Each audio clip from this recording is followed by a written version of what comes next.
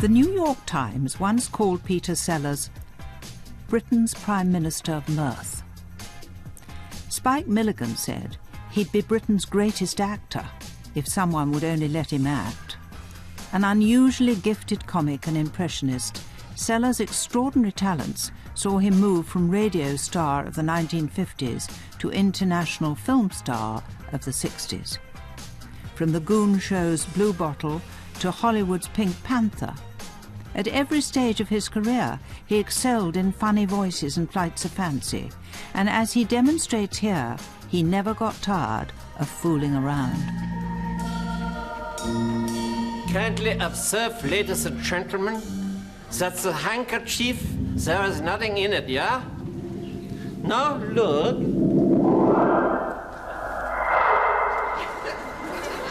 My head is in the handkerchief.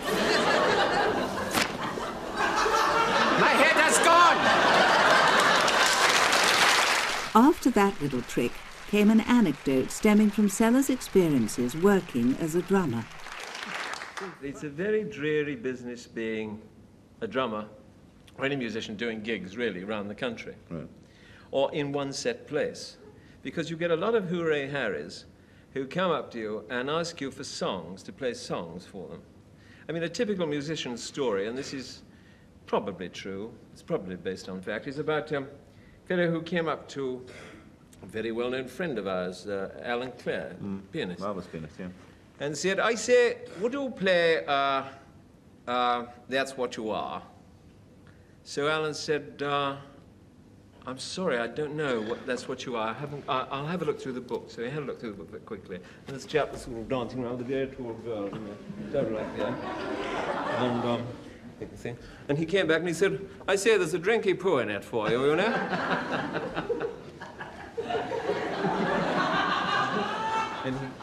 And he came back again. And he said, piano player, and kettle drummer. I was known as a kettle drummer.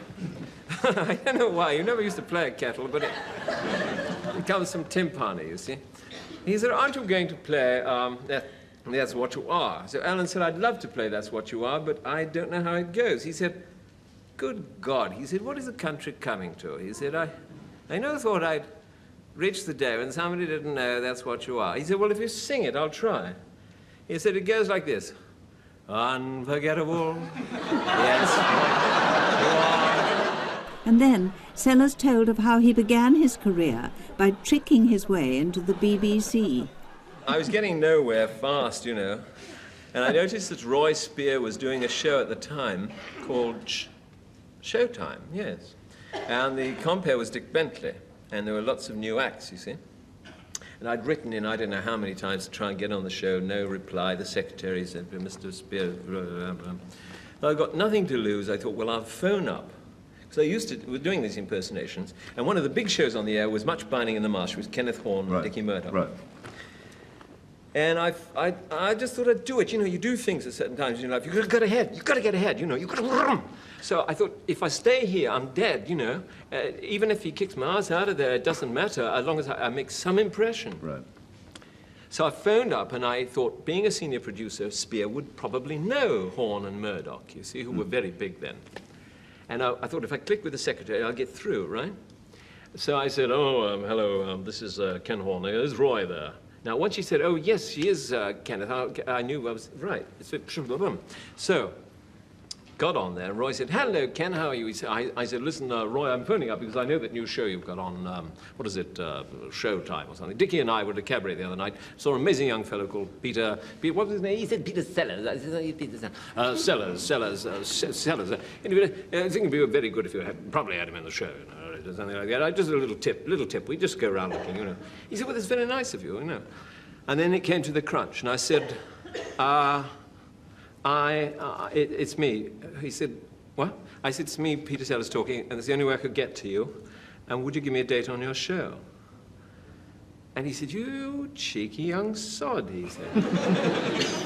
He said, what do you do? I said, well, obviously do impersonations. I was 22 at the time. Yeah.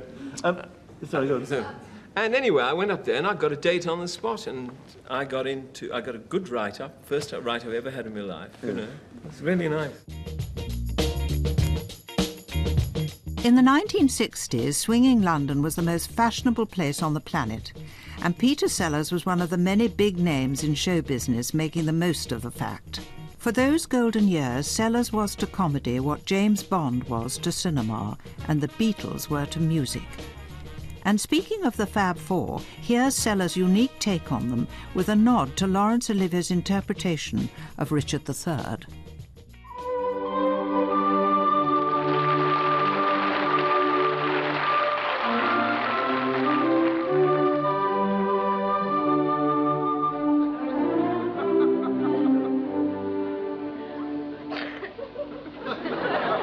It has been a hard day's night. And I have been working like a dog. It's been a hard day's night. I should be sleeping like a log.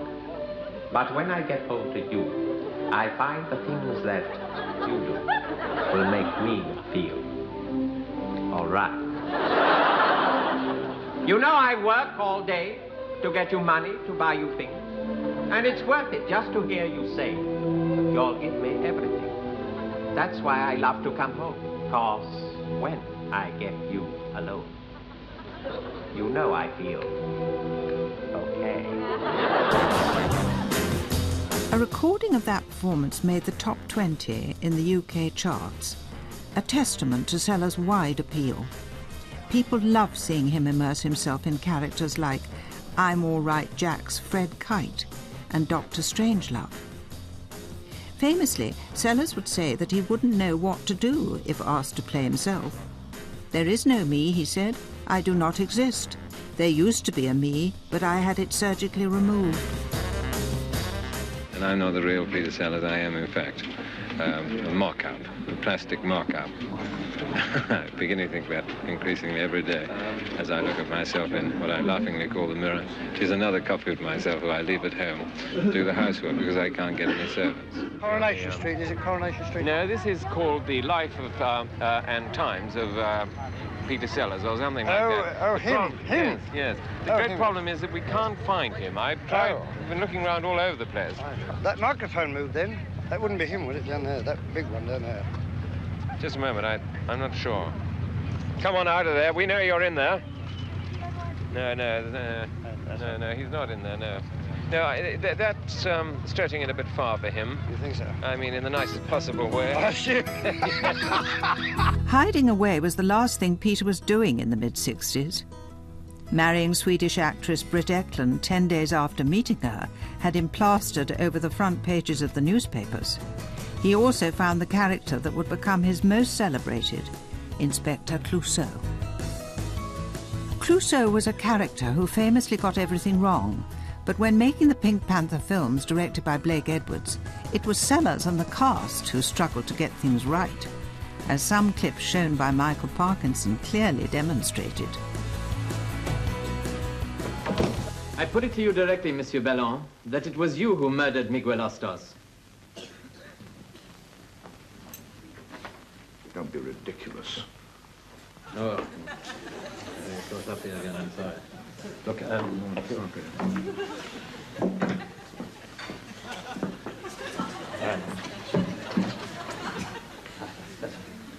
I just like...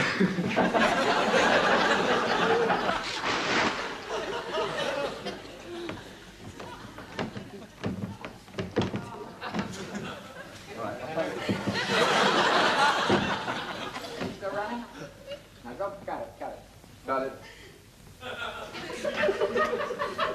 Then I submit, Monsieur Ballon, that you arrived home, found Maria Gambrelli with Miguel Ostos, and filled him in a writ of fellas jail.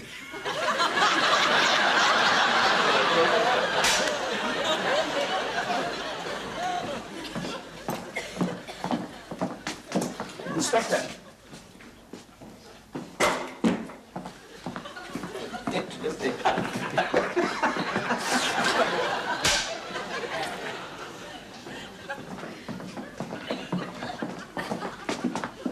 Inspector? Very interesting museum here. Inspector! Yes.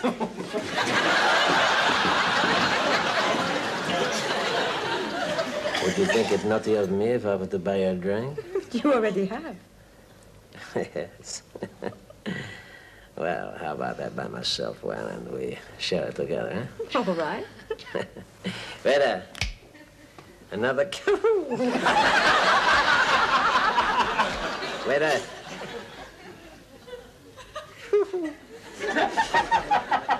So...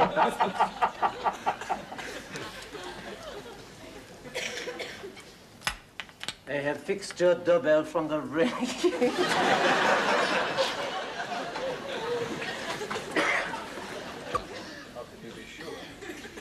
Because I am an expert and troubleshooter, it is my business.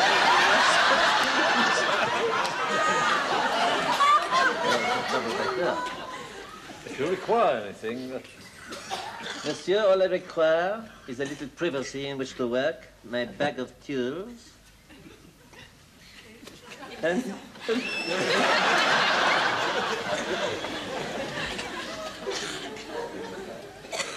It is my business to know. He is Sir Charles Phantom, the notorious... No.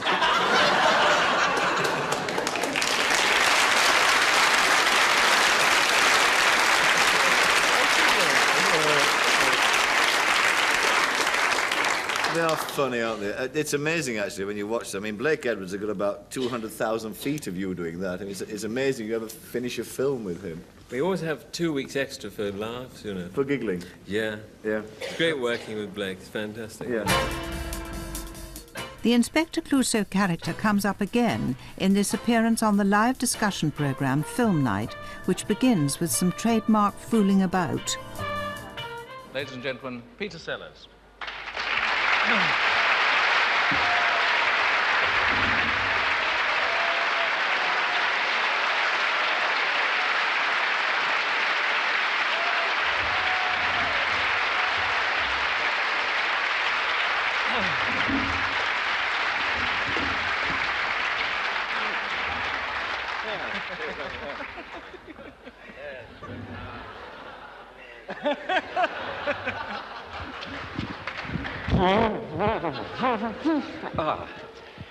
Hello, hello. Testing, testing. 1, 2, 3, 4. That's all right. Yeah, that's all right.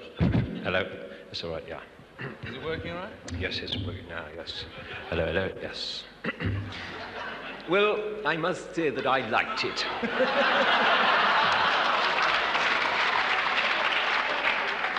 I found its comedy intrinsically funny.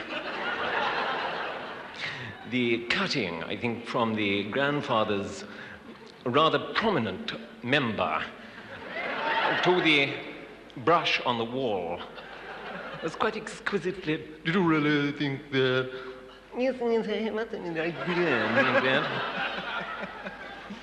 Well, then we seem to be divided only on minor points. And let's press on to the book we have all been reading. And I thought, by separating them at the beginning, this was the sort of thing I'd prevent. Now, I'd like to ask Peter Sellers first if he remembers an occasion, and he really doesn't know about this, in 1951, because I found a report in the Times of 1951, I swear this is true, about a new variety bill at the Prince of Wales. And Mr. Peter Sellers, as they say, was in company with Nino, the little dog who trots about the stage on enormous inflated rubber balls. Now, the question I want to ask Mr. Sellers is, does he remember anything about that fantastic dog? Yes, somebody pricked one of the balls, I remember, and the dog went...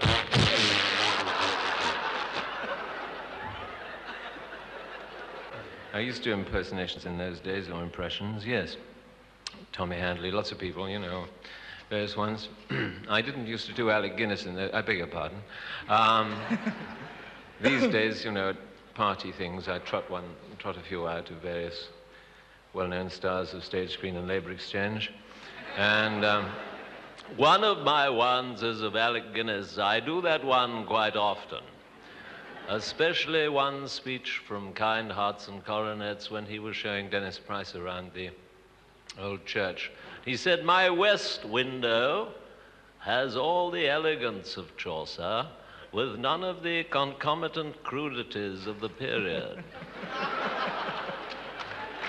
Thank you. Which film did you most enjoy doing, Peter Sellers? And is it now, looking back, the same film? Well, I enjoyed playing very much. I enjoyed very much playing Claire Quilty in Lolita. A long way back now. Just the first 5 minutes of that film I enjoyed very much. I like to do... I like that, and I think it looks good when you watch it on the screen. Dr. Strangelove was a fascinating experience, again with Stanley Kubrick, trying to find out what made Dr. Strangelove tick over and why he wore a black glove and why one hand was a Nazi and the other hand wasn't. And the way we got to that is a whole interesting story. Those were the days. They don't write hands like that anymore. And I think I always will like, you know, the memory of playing Inspector Clouseau. Clouseau's a special sort of character, you know. There are people like Clouseau around all over the world. He's a sort of man with great inbuilt dignity, you see, great dignity. He's an idiot, but he knows that, but he wouldn't let anyone else know that, you see. He's very, very keen, so that if something goes wrong, you see, if he falls over or something, you know, something awful happens, he immediately suspects that someone said, "Yeah, bleeding idiot," you know. But you see, he wouldn't let that disturb him. He said, "What was that? What is that you said? What, I heard that. What was that?" And someone, you know, some schlapper would say, "Nothing, sir." He said, "Yes, of course, nothing, yes, yes." Like if there's a phone call and this is a phone call for you, Inspector. He said, "That would be for me." Because, you know, I mean, because he wants to be one up all the time, you see. An awful lot of people like that about, you see. Clouseau took Sellers to a whole new level of fame and earned him a Golden Globe nomination in America. But international stardom didn't mean leaving old colleagues behind. Here he is, joining his fellow goon, Harry Seacombe, for a 1972 appearance on Parkinson, and showing again that he knew how to make a big entrance.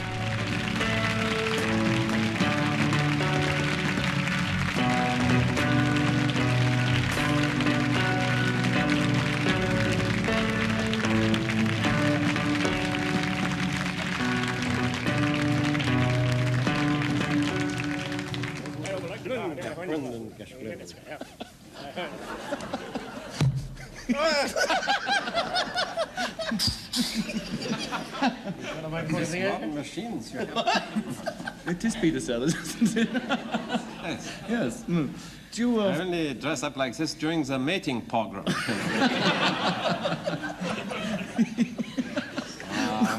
Deutschland, I'm a Yankee Doodle Dust. Where do you get that out from, Peter? This is a real German hell. What is all that lot down there? Oh, it's just some little extras we have down there. Oh, hello. Hello. I just saw it. I saw it. I've seen it. I did a film in Guernsey, and we were working underground in an actual German hospital. And I found this. It was all rusting away in the corner, so I got some key. But you know what? Really, the truth about this whole thing, I am sick of this business about Churchill. The young Churchill, the old Churchill, the weak Churchill, the thin Churchill, the fat Churchill. Why doesn't someone tell the truth about Churchill? Not many people know. Listen. A painter his rotten paintings, rotten. Hitler, there was a painter for you. Could paint an entire apartment, 2 coats, one afternoon.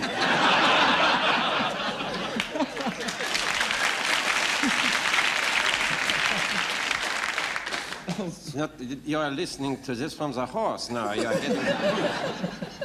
Hitler had more hair than Churchill. He told funnier jokes. And he could dance the pants off of Churchill.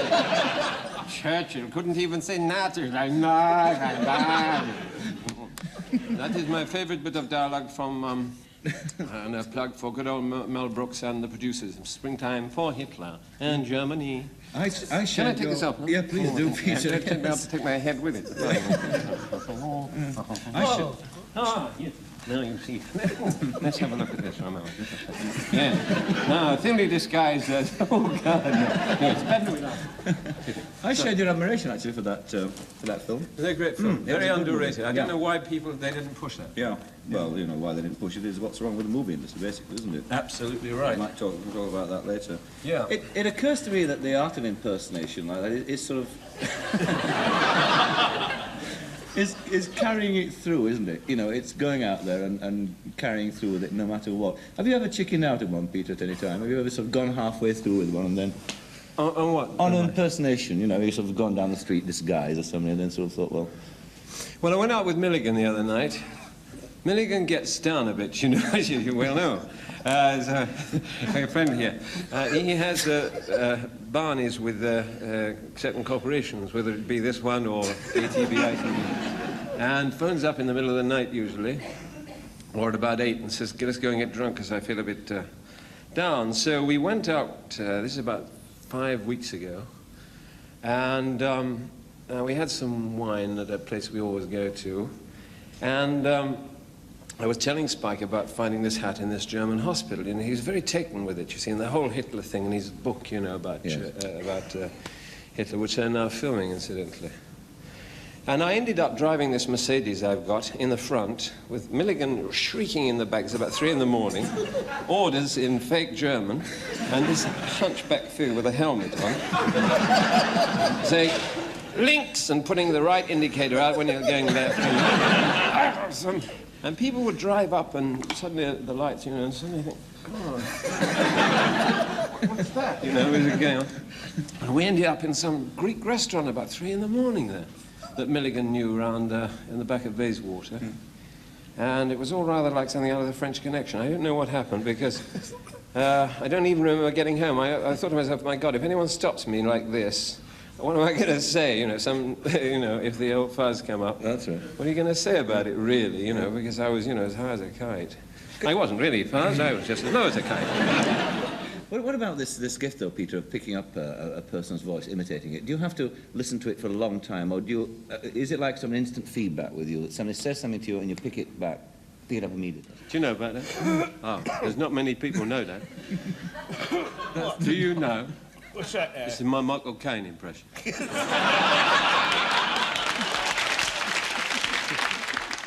Do you know that it takes a man to fall from the top of Big Ben? See, Mike's always quoting from the Guinness Book of Records. Doesn't matter, at the drop of a hat, he'll trot one out, you see.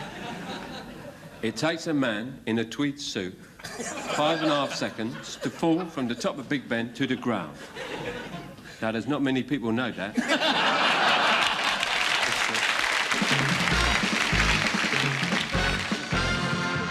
The celebrity friends didn't end with Michael Caine. Here is Sellers messing about with Ringo Starr in between takes on their 1969 film, The Magic Christian.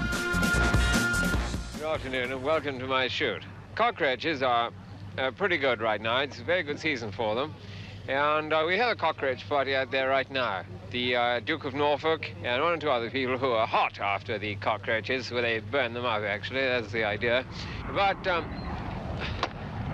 it's all right, BA. No, it's okay. I thought it was one of those IT jobs with hair under the wings. As you can see, this end is made of wood and this end is made of metal. Mainly because if you fired out at that end, it would splinter. And this end, you see, if you used it like this, it would go straight into your arm and cripple you for, well, probably the rest of your life. So that's why most people shoot this way around, you see. And when the bird goes out this way, therefore the bird gets the full benefit of the blast and not your elbow or shoulder and thing. That's why the man from Laramie had an elbow on his arm and one upon his shoulder. Brook Bonds was that man's specialty. Our final clip is a musical number. Here's Sellers performing the old crowd pleaser When I'm Cleaning Windows in the style of one of his own comic heroes, George Formby. Turned out nice again, didn't it? 1, 2, 3, 4.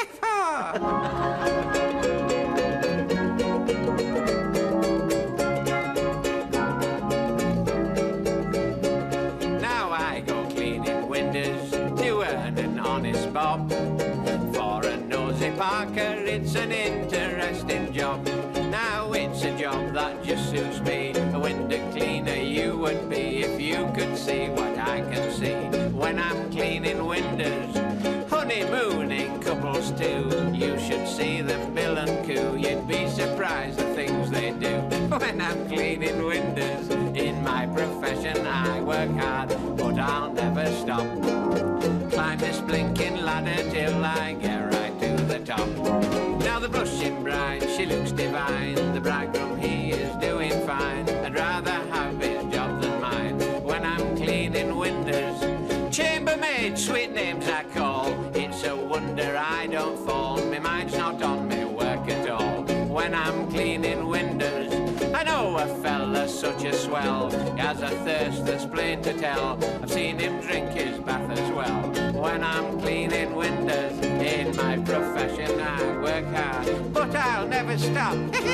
I'll climb this blinking ladder till I get right to the top.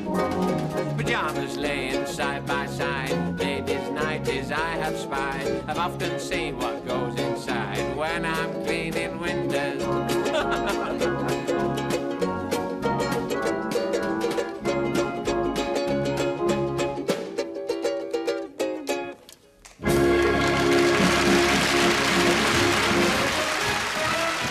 Peter Sellers saved his last ever joke for after his death, which came in 1980 after a heart attack. He was 54. The eulogies described him as the greatest comic talent of his generation and a genius on a level with Charlie Chaplin. For his funeral, he had insisted that Glenn Miller's In the Mood played as his coffin was cremated. Why? Because he absolutely hated the song and knew it would give all his friends one very last laugh. We're talking comedy again on Easter Monday from 3:45 with Les Dawson and the Two Ronnies. Next today, Heidi High.